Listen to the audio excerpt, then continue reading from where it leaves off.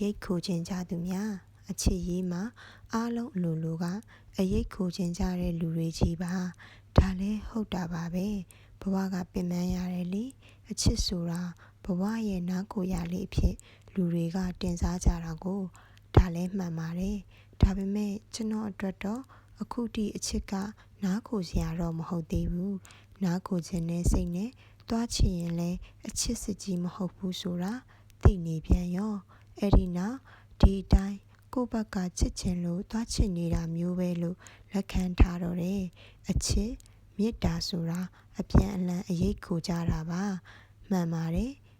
မိဘတွေကိုကလေးငယ်ကအရိပ်ခိုကြသလိုမိဘတွေကြီးလာရင်သားသမီးလေးတွေစီကပြန်အရိပ်ခိုရသလိုမျိုးပေါ့အခုခေတ်အချစ်တွေကအရိပ်ခိုခြင်းနာများလာတယ်အရိပ်ခိုခြင်းနာများလာရင်အချစ်ကမစစ်တော့ဘူးအရိပ်ခိုရဲဆိုတာတစ်စုံတစ်ယောက်ကိုစိတ်ပိုင်းဆိုင်ရာအရာမိခိုလိုက်တာရုပ်ပိုင်းဆိုင်ရာအရာမိခိုနေရတာအခြေခံလိုအပ်ချက်တွေအတွက်မိခိုနေရတာစားတောက်နေထိုင်မှုကအစငွေရေးကြေးရေးအစုံပေါ့အဲ့ဒီလိုမျိုးမိခိုတာကလည်းအနေထားတစ်ခုအတိုင်းအတာတစ်ခုတည်းပဲကောင်းတယ်တစ်ဖက်ကအယမ်းမိခိုတာများလာရင်လည်းတစ်ဖက်ကအဆင်မပြေဖြစ်လာသလိုသွားမိခိုတဲ့သူကလည်းမိခိုစရာရုတ်တရက်ကင်းလွတ်သွားရင်သူ့ဘဝဒုက္ခရောက်ပြီးစိတ်ပိုင်းဆိုင်ရာအရာမိခိုနေရရင်အဲ့ဒီလိုမရှိရင်မပျော်ရတော့ဘူးရုပ်ပိုင်းဆိုင်ရာအရာမိခိုနေရင်လေသူမရှိရင်ဘဝကခြောက်သွေ့ပြီးအဆိုးဆုံးကတော့အခြေခံလိုအပ်ချက်တွေမိခိုတာပေါ့ဒါကတစ်ဖက်သက်မိခိုတာကိုပြောတာပါ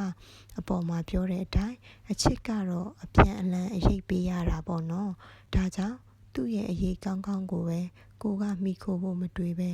ကိုကပါအရေးကောင်းကောင်းတစ်ခုဖြစ်ပြီးကိုချစ်ရတဲ့သူတွေကိုအရေးတစ်ခုပေးနိုင်အောင်ကြိုးစားရမယ်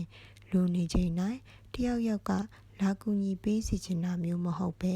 တယောက်ယောက်လိုအပ်တဲ့အခါလဲကိုနိုင်တဲ့သူအားပေးနိုင်တဲ့လူနှစ်သိမ့်နိုင်တဲ့လူဖေးမနိုင်တဲ့လူဖြစ်နေရမယ်အဲဒါကြောင့်လူတွေကိုချစ်ရင်ပိုကြိုးစားပြီးကောင်းကောင်းမွန်မွန်ပိုနေထိုင်ရမယ်ဒါမှချစ်ရတဲ့လူတွေကိုစောင့်ရှောက်နိုင်မှာမို့လို့ပေါ့တစ်ပင်အရေးကိုခိုးခြင်းတဲ့လူမဟုတ်ပဲတစ်ပင်တစ်ပင်အဖြစ်ကြီးထွားအောင်လဲကြိုးစားပါ